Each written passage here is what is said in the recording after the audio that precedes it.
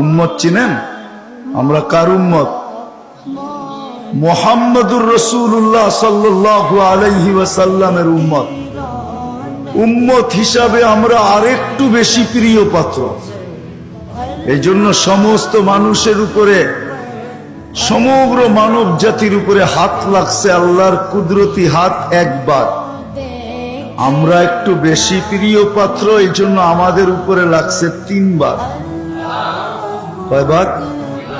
একবার সৃষ্টি লগ্নে লাগছে একবার, দ্বিতীয় বাছাই পর্বে লাগছে আরেকবার। বাছাই পর্ব বোঝেন? আপনি সদিচ্ছায় উম্মতে মুহাম্মদী হয়ে আসেন না, আপনাকে বাছাই করে নিয়ে আসছেন। হুয়াজতাবাকুম, কোরআন বলে জাহিদু ফিল্লাহি হাক্কা জিহাদি, হুয়াজতাবাকুম। আমার কথা ও বুঝবে যে যত বেশি ধ্যান দিবে, আশা রাখি বুঝে আসবে, আর নাইলে বুঝে আসবে না, মাথার উপর দিয়ে চলে যাবে। কেননা সুর তো আমার নাই, এরকমই কথা হবে।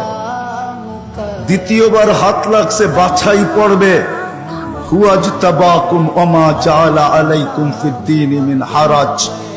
আল্লাহ বলে উম্মতে মুহাম্মাদি, দ্বিতীয়বার তোমাদের উপরে আমি কুদরতি হাত লাগাইছি বাছাই পড়বে, তোমাকে বাইছা। আমি তো বলি না জানি কত লক্ষ কোটি বাছাইয়ের পরে আমি যখন কুদরতি হাতে আসছি, তখন আল্লাহ বলছে তোকে উম্মতে মুহাম্মাদি বানাইলাম।